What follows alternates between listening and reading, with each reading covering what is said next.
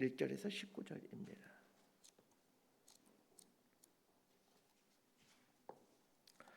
고린도전서 14장 1절에서 19절까지 말씀입니다.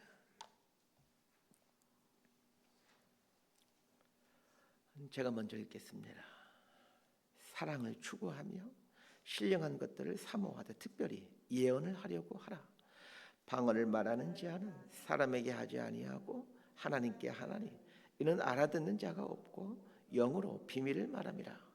그러나 예언하는 자는 사람에게 말하여 덕을 세우며 권면하며 위로하는 것이요 방언을 말하는 자는 자기의 덕을 세우고 예언하는 자는 교회의 덕을 세우나니 나는 너희가 다 방언 말하기를 원하나 특별히 예언하기를 원하노라. 만일 방언을 말하는 자가 통역하여 교회의 덕을 세우지 아니하면 예언하는 자만 못하니라. 그런즉 형제들아 내가 너희에게 나아가서 방언으로 말하고 계시나 지식이나 예언이나 가르치는 것으로 말하지 아니하면 너희에게 무엇이 유익하리요? 혹 필이나 검은고와 같이 생명 없는 것이 소리를 낼 때에 그 음의 분별을 나타내지 아니하면 피리 부는 것인지 검은고 타는 것인지 어찌 알게 되리요? 만일 나팔이 분명하지 못한 소리를 내면 누가 전투를 준비하리요? 이와 같이 너희도 혀로서 알아듣기 쉬운 말을 하지 아니하면 그 말하는 것을 어찌 알리요? 이는 허공에다 말하는 것이라. 이같이 세상에 소리의 종류가 많으나 뜻없는 소리는 없나니 그러므로 내가 그 소리의 뜻을 알지 못하면 내가 말하는 자에게 외국인이 되고 말하는 자도 내게 외국인이 되리니 그러므로 너희도 영적인 것을 사모하는 자인즉 교회의 덕을 세우기 위하여 그것이 풍성하기를 구하라. 그러므로 방언을 말하는 자는 통역하기를 기도할지니 내가 만일 방언으로 기도하면 나의 영이 기도하거니와 나의 마음은 열매를 맺지 못하리라. 그러면 어떻게 할까? 내가 영으로 기도하고 또 마음으로 기도하며 내가 영으로 찬송하고 또 마음으로 찬송하리라. 그렇지 아니하면 내가 영으로 축복할 때에 알지 못하는 처지에 있는 자가 내가 무슨 말을 하는지 알지 못하고 내 감사에 어찌 아멘 하리요? 너는 감사를 잘하였으나 그러나 다른 사람은 덕세움을 받지 못하리라. 내가 너희 모든 사람보다 방언을 더 말함으로 하나님께 감사하노라. 식구들 함께 있습니다. 그러나 교회에서 내가 남을 가르치기 위하여 깨달은 마음으로 5마디 말을 하는 것이 1마디 방언을 말하는 것보다 나으니라. 아멘. 이 고린도 교회는 다양한 은사가 나타나는 교회였습니다. 특별히 방언의 은사가 두드러지게 나타나는 교회였습니다. 아마 우리나라의 순복음교회와 비슷하지 않았을까 생각해 봅니다. 고린도 교회 안에 두드러지게 나타난 방언이 어떤 특성을 갖고 있었는지를 알아야 됩니다. 이 사도행전에 보면 오순절 마가다락방에 성령님이 임하죠. 그러자 그곳에 있던 사람들이 방언을 했다라고 나와 있습니다. 사도행전에 등장하는 이 방언은 외국어입니다. 지금식으로 말하면 영어, 중국어, 일어, 러시아어 같은 외국어입니다. 이스라엘 한 번도 벗어나 살지 않은 토종 외국인들이 유대인들이 외국어를 유창하게 하니 외국에서 살던 사람들이 깜짝 놀랍니다. 이걸 보고 많은 사람들이 예수를 믿게 되죠. 반면에 이 고린도 교회에 나타났던 방언은 지금 우리 시대에 알고 있는 그 방언입니다. 하늘의 언어라고 사람들이 부르는 그 방언입니다. 이 고린도전서를 보면 고린도 교회 성도님들의 상당수가 방언을 했던 것으로 보여집니다. 그런데 고린도 교회 성도들의 상당수가 방언의 은사를 받다 보니 문제가 생겼습니다. 성도라면 방언을 반드시 해야 한다는 생각입니다. 조금 더 과장 표현하면 방언 받지 못하면 그 성도 아니야, 구원받지 못한 사람이야, 이런 생각을 하게 됐다는 겁니다. 더 나아가 많은 은사들 중에 방언의 은사가 가장 위에 있는 은사이다라고 생각하게 되었습니다. 고린도전서 14장 23절을 보면 고린도 교회 성도들의 방언과 관련하여 어떻게 사용하고 있었는지를 말해줍니다. 제가 읽습니다. 그러므로 온 교회가 함께 모여 다 방언으로 말하면 알지 못하는 자들이나 믿지 아니하는 자들이 들어와서 너희는 미쳤다 하지 아니하겠느냐.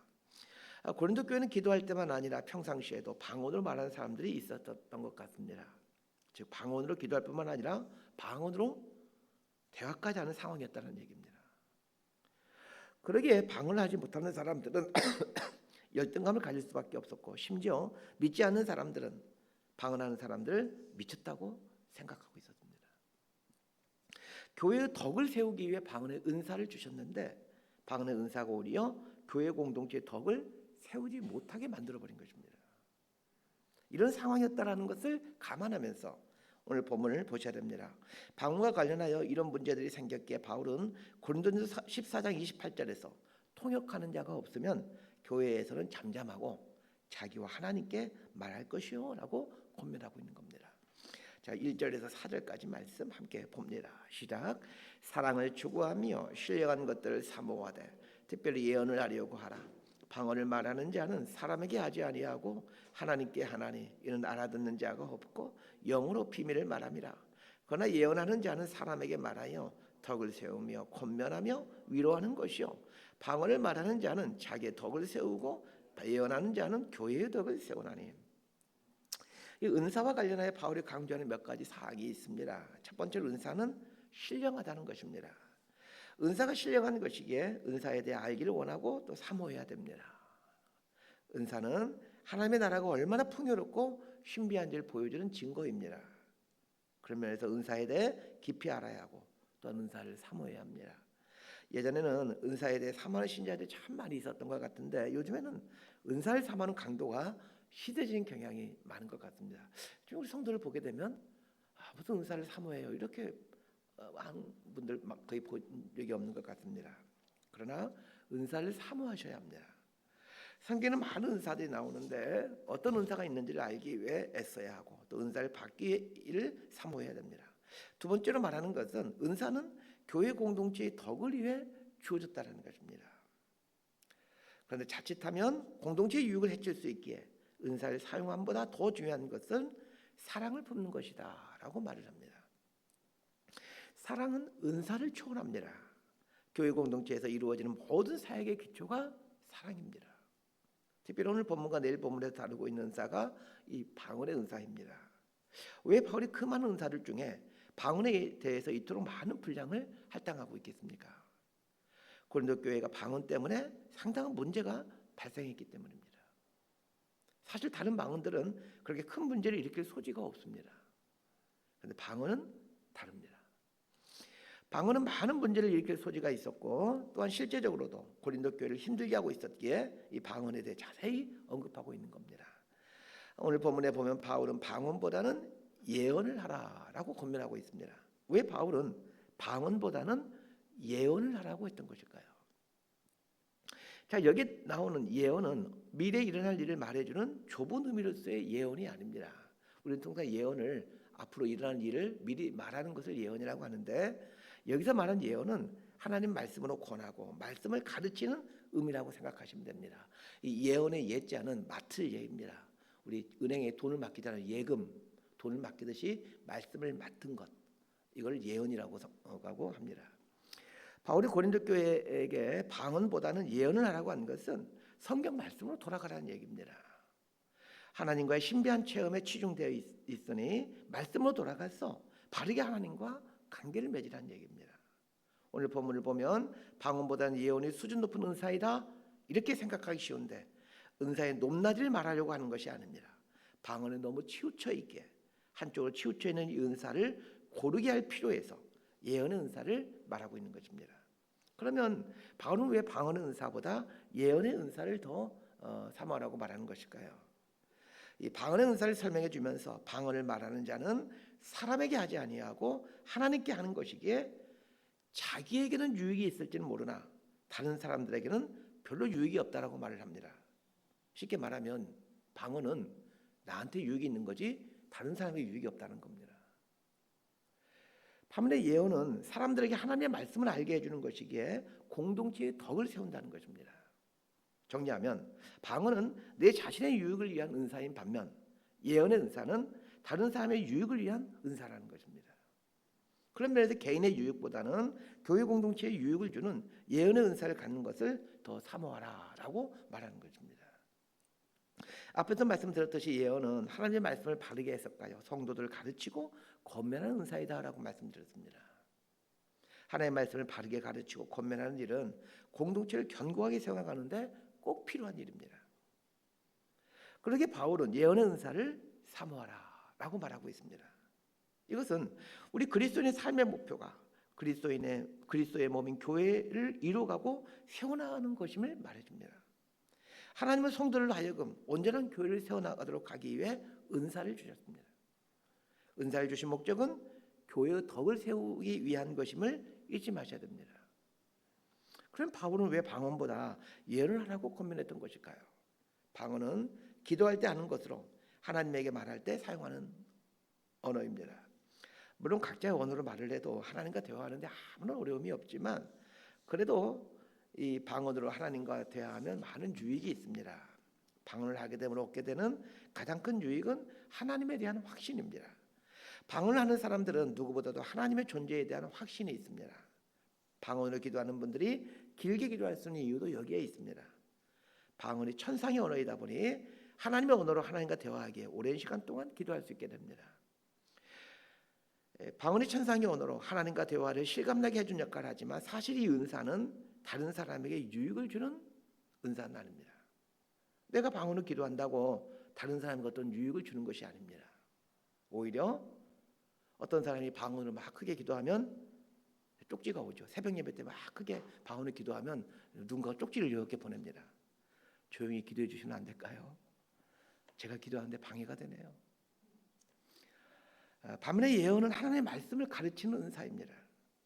하나님의 말씀을 가르침으로 하나님의 뜻을 알려주니 다른 사람들에게 많은 유익을 줍니다. 어떻게 살아야 하고 하나님의 뜻이 무엇인지를 알려주니 사람들에게 큰 유익을 주죠. 이런 측면에서 은사의 가장 큰 목적이 교회 공동체를 세우는 것이고 교회 공동체 덕을 위함인데 이 목적에 가장 부합되는 은사가 이 예언의 은사입니다. 예언의 은사는 오늘날 설교자들의 설교 같은 것이라고 보시면 됩니다. 좋은 설교자들의 설교는 교회 공동체를 견고하게 세워나가고 성도의 영혼을 소생시켜가죠. 사실 우리가 통상 참 좋은 교회야 라고 알려진 교회들 보면 그 대부분의 그 설교자의 설교가 참 좋습니다. 좋은 설교 아래에서 좋은 교회가 만들어지는 겁니다. 자, 5절 말씀 함께 보겠습니다. 시작. 나는 너희가 다 방언 말하기를 원하나 특별히 예언하기를 원하노라. 만일 방언을 말하는 자가 통역하여 교회의 덕을 세우지 아니하면 예언하는 자만 못하니라. 방언은 사람들이 알아들을 수 없는 말인 반면 예언은 땅의 언어이기에 다른 사람들에게 유익을 끼칠 수가 있습니다. 그래서 방언을 할 때는 통역이 있어야 된다고 말합니다. 방언과 관련해 통역이 있어야 된다고 말하는 것은 통역이 있어야 그 방언의 내용이 무슨 말인지를 알 수가 있어 교회 공동체에 유익을 줄 수 있기 때문입니다. 바울은 은사와 관련해서 가장 중요하게 생각하는 것이 이 공동체의 유익, 교회 공동체의 덕을 세우는 것입니다. 그런 면에서 우리가 교회 생활을 할 때 이걸 해야 될까 말아야 될까의 기준도 교회 공동체의 유익이라는 것을 알게 됩니다. 이 교회 공동체의 유익이 되면 하는 거고 교회 공동체의 덕을 해치는 것이라면 하지 마셔야 됩니다. 사람은 영적인 존재입니다. 그래서 영적인 모습을 보이고 싶어하는 것이 사람입니다. 그럼 우리 그리스도인들도 예외가 아닙니다. 방언은 영적인 사람처럼 보이게 하는 가장 쉬운 방법입니다. 그러게 사람들이 방언의 은사를 삼하고 있는 것 같습니다. 방언의 은사를 받고 나면 그 다음부터 방언을 사용하는 것은 그리 어렵지 않습니다. 어떤 특별한 노력이 없어도 한번 방언을 받으면 계속해서 방언을 사용할 수 있게 됩니다. 그러나 예언은 다릅니다. 성경을 강의하고 말씀을 풀어헤침으로 권면하는 것은 부단한 노력이 필요합니다. 예언의 은사를 받았다고 해서 성경 말씀만 보면 이게 무슨 뜻인지 자동으로 알게 되는 것이 아닙니다. 다른 사람에 비해서는 성경 말씀을 쉽게 풀어갈 수 있는지는 모르겠지만 부단한 노력이 필요합니다. 그리고 그렇게 부단한 노력을 통해 하나님 말씀을 잘 풀게 되었다 하더라도 자신에게 어떤 큰 유익이 되는 것은 아닙니다. 물론 하나님 말씀을 더 깊이 깨닫기에 많은 은혜를 받을 수 있지만 예언의 은사는 다른 사람들에게 큰 유익을 끼칩니다. 그러니까 예언의 은사가 방언의 은사보다 공동체에 더 큰 유익을 주는 것이죠. 그래서 바울은 방언의 은사보다는 예언의 은사를 사모해라 이렇게 권면하는 겁니다. 자, 6절 말씀 함께 봅니다. 시작. 그런즉 형제들아 내가 너희에게 나아가서 방언으로 말하고 계시나 지식이나 예언이나 가르치는 것을 말하지 아니하면 너희에게 무엇이 유익하리요. 바울은 방언의 은사를 갖고 있는 분이었습니다. 18절에도 보면 바울이 이렇게 말합니다. 내가 너희 모든 사람보다 방언을 더 말함으로 하나님께 감사하노라. 바울은 모든 사람보다 방언을 더 잘한다라고 말하고 있습니다. 그럼에도 바울은 어느 곳에 가서도 방언으로 가르치지 않았습니다. 대신에 바울은 하나님의 말씀을 풀어 헤치는 사역에 집중하죠. 하나님의 말씀을 가르치면 교회 공동체가 굳건하게 세워집니다. 그러나 바울 역시 하나님의 말씀을 가르치기 위해서는 끊임없이 연구를 해야만 했습니다. 예언의 은사를 받았다고 연구하지 않고 그냥 가르칠 수 있는 것이 아닙니다. 설교도 마찬가지죠. 그냥 설교하는 게 아닙니다. 끊임없이 말씀 앞에 엉덩이 붙이고 말씀과 씨름해야 설교가 나옵니다. 성도들의 유익을 위해 계속해서 나 자신을 절제하고 말씀 앞에 매어 놓아야 하는 자기와의 싸움이 없이는 이 예언, 즉 말씀을 가르치거나 권면할 수가 없습니다. 그래서 어찌 보면 가장 매력 없는 은사이면서 성도님들이 가장 받기 싫어하는 은사가 이 예언의 은사입니다. 그러나 별로 받고 싶은 은사는 아니지만 교회 공동체에 가장 큰 유익을 주는 은사가 예언의 은사입니다. 12절 말씀 함께 읽겠습니다. 시작. 그러므로 너희도 영적인 것을 사모하는 자인즉 교회의 덕을 세우기 위하여 그것이 풍성하기를 구하라. 은사에 관한 결론과 같은 말이 바로 이 말씀입니다. 무슨 은사를 구하든지 그 은사를 구하는 동기와 목적이 교회의 덕을 세우는 것이어야 한다는 것입니다. 왜 방언의 은사를 구하고 왜 신유의 은사를 구하고 왜 예언의 은사를 구하는 것입니까? 오늘 본문만 놓고 보면 예언의 은사가 가장 좋은 은사처럼 보입니다. 그러나 예언의 은사가 가장 좋은 은사가 아닙니다. 만약 예언의 은사를 받아 많은 사람 앞에서 내 자신을 그럴싸하게 드러내기 위해 이 예언의 은사를 사용한다면 그것 또한 교회 공동체의 덕을 세우지 못하게 되어 아주 좋지 못한 은사가 되어버립니다. 바울이 고민하는 것처럼 신령한 은사를 사모할 수 있게 되길 바랍니다. 그러나 은사를 사모함에 있어서 가장 중요한 것은 무엇 때문에 이 은사를 사모하는가입니다. 나도 영적인 사람처럼 보이고 싶어서 사람들의 주목을 받고 싶어서라면 그건 아무리 귀한 은사를 받았다 할지라도 싸구려 은사에 불과할 뿐입니다. 교회 공동체를 세우기 위해 다른 사람을 섬기고 돕기 위해 구하는 은사가 그게 신령한 은사, 영적인 은사입니다. 그래서 받은 은사가 있다면 반드시 교회 공동체의 유익을 위해 다른 사람의 유익을 위해 사용해야 됩니다. 여러분 부유함도 은사입니다. 부자가 되는 것도 은사입니다. 부유함도 하나님 주시는 선물이죠. 은사는 선물이라는 말입니다. 자, 그런데 부자의 이 부유함의 은사를 받아 부자가 되었다면 은사의 사용 원칙에 의한다면 다른 사람의 유익을 위해 교회 공동체의 유익을 위해 사용해야 됩니다. 그러니까 이 부자의 은사, 부유함의 은사도 우리 인간적으로 보게 되면 그렇게 좋은 은사가 아니죠. 왜냐하면 교회 공동체의 덕을 위해서 사용하라고 부유함의 은사를 주셨기에 교회 공동체의 덕을 위해 사용해야 되기 때문입니다. 사람들이 그렇게 생각하지 않죠. 그러니까 부유함의 은사를 갖고 구하는 사람들 보세요. 다 자기 잘 먹고 잘 살기 위해서 부유함의 은사 구하는 분이 대부분이지 않습니까? 부자가 되더라도 진짜 성경적인 은사 사용 방법은 어차피 다른 사람과 교회 공동체를 위해 쓰는 게 바른 은사를 사용하는 사람입니다. 이게 성경적인 은사 사용 방법입니다. 하나님께서 부유함의 은사를 주셨는데 공동체의 덕을 세우는 데 사용하지 않고 나를 위해 사용한다면 그 부유함의 은사는 나쁜 은사가 되어버립니다. 또한 자신이 부자인 것을 자랑하면 오히려 그것 때문에 교회 공동체의 덕이 세우기는커녕 오히려 교회 공동체성을 무너뜨려버리게 됩니다. 은사는 자랑하는 게 아니라 뽐내는 게 아니라 다른 사람을 섬기기 위해 교회 공동체의 덕을 세우기 위해 주어진 것임을 꼭 기억하셔야 됩니다. 말씀 정리합니다. 은사는 신령한 것입니다. 은사는 다른 사람들은 내가 신령한 사람이라는 걸 보여주기 위해 있는 것이 아닙니다. 바울이 방언의 은사에 대해 조심스럽게 말하는 것은 고린도 교회 성도들이 방언의 은사를 통해 자신을 드러낸 일을 하고 있었기 때문입니다. 그렇게 함으로 교회 공동체의 덕을 훼손하고 있었습니다. 바울이 예언의 은사를 강조하는 것은 예언의 가장 큰 특징이 자신을 위한 것이 아니라 교회의 성도들, 공동체의 덕을 위해 사용되는 은사이기 때문입니다. 은사를 사모해야 됩니다. 그런데 교회의 덕을 세우기 위해 은사를 사모해야 됩니다. 교회가 성숙해진다는 것, 그리스도인이 성숙해진다는 것이 이런 것 아니겠습니까? 은사가 풍요롭게 나타나는 것이 성숙해지는 것이 아니라 그 은사를 구하는 동기와 목적이 나의 유익이 아닌 교회의 덕일 때, 교회 공동체를 견고하게 세워나가는 것일 때 그런 교회가 성숙한 교회이고 그런 신자가 성숙한 신자입니다. 저와 여러분이 이렇게 성숙한 신자로 서가게 될 수 있기를 진심으로 소망하고 축복합니다. 기도하겠습니다. 하나님 아버지, 예수님께서 우리를 위해 죽으셨습니다. 이제는 내가 산 것이 아니요 오직 그리스도께서 내 안에 살고 있음을 합니다. 나를 드러내기 위해 살지 않게 해주십시오. 하나님께서 선물로 주신 은사를 통해 나를 드러내는 삶을 살지 않게 하시고 내 안에 계신 예수 그리스도를 드러내게 하여 주옵소서. 바라옵기는 은사를 구하는 동기와 목적이 나의 유익을 위함이 아니라 교회의 덕을 세우기 위함을 깨닫는 성숙한 그리스도인이 될 수 있도록 은총을 주옵소서. 예수님 이름으로 기도드리옵나이다.